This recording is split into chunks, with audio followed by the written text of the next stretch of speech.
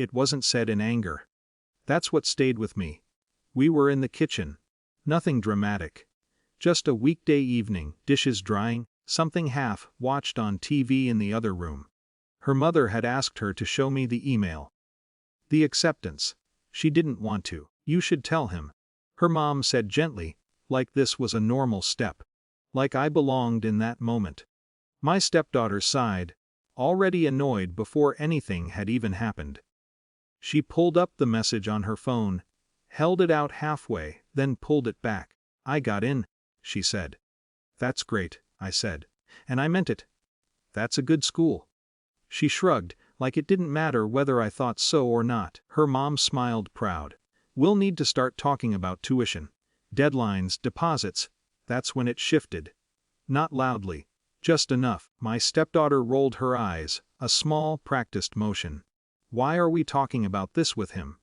Her mom paused. Because he's not my dad, she said, cutting it off. Then, looking directly at me, with a kind of casual certainty that didn't feel like it needed defending, you're just the guy who pays the bills. No hesitation, no apology after. Just a statement. I nodded. Not because I agreed. Just because I heard her. There are moments where you can feel something asking to be decided. Not reacted to, decided. And I knew, right then, that arguing wouldn't change anything.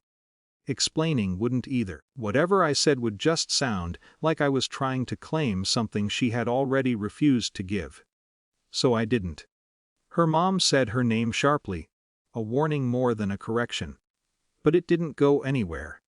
The moment passed the way uncomfortable things do in families, half acknowledged, then quietly set aside. Dinner happened. Conversation returned, thinner than before. Nothing else was said. But something had settled. Not anger, not even distance. Clarity. The acceptance letter came in the mail 3 days later. Thick envelope. Official. The kind people keep. She left it on the counter, unopened at first. Then opened, then moved, then left again. Like it was something she wanted everyone to notice without directly offering it. I saw it in the morning before work. By the evening, it was still there. Her mom mentioned deadlines again. Deposits, housing forms. This time, no one looked at me, which was new. For years, that part had always come with an assumption. Quiet, but consistent. I would take care of it. Maybe not all at once, maybe not without discussion. But I was part of the plan. Now, there was a gap. Not awkward enough to force a conversation. Just present enough to feel. I picked up the envelope. It was heavier than it needed to be. I waited until she came into the kitchen again, phone in hand, distracted, moving through the space like it belonged to her without question. I held it out. She looked at it, then at me. What? She said. I kept my voice even. You should give this to your dad. She frowned slightly. What are you talking about? For the tuition, I said.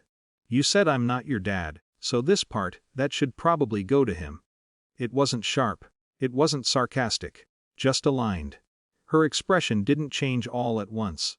It moved slowly, like something adjusting that didn't want to. That's not. She started, then stopped. Her mom stepped in from the other room. What's going on? I didn't look at her.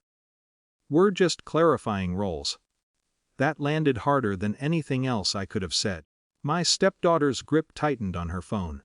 You're being dramatic. I don't think I am, I said. There was a silence that didn't feel temporary. Her mom looked between us, trying to find the version of this that could be softened. We didn't mean. I know, I said. That's the point. No one raised their voice. No one stormed out. It was quieter than that. My stepdaughter didn't take the envelope at first. Then she did, but not with confidence. More like she didn't know what else to do with her hands. What am I supposed to do? She asked, and for the first time, there was something under the words that wasn't dismissive. I didn't answer right away. Because the truth was, I didn't know what she would do. That part had never been hers before. I think you'll need to figure that out, I said. The next few days felt different. Not tense, not explosive. Just rearranged. There were calls. I could hear them through walls, short, frustrated, uncertain. Her biological father was suddenly part of conversations he hadn't been part of in years. Deadlines didn't move. Forms still needed to be filled. Reality didn't soften itself just because the situation was uncomfortable. Her mom tried to talk to me once. Not to argue. Just to understand. "You could still help," she said quietly. I nodded. I could. That was as far as it went. A week later, the envelope was back on the counter. Opened again. Papers slightly bent now. My stepdaughter stood there longer than usual, not touching it. When she finally spoke, it wasn't to challenge me. "Can we talk?" she asked. I looked at her. She didn't roll her eyes this time. Didn't look away, either. There was something different, not respect, not yet. But awareness.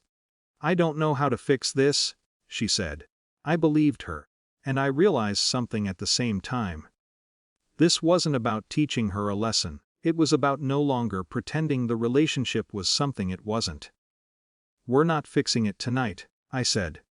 She nodded slowly. The envelope stayed where it was. Not resolved, but no longer invisible.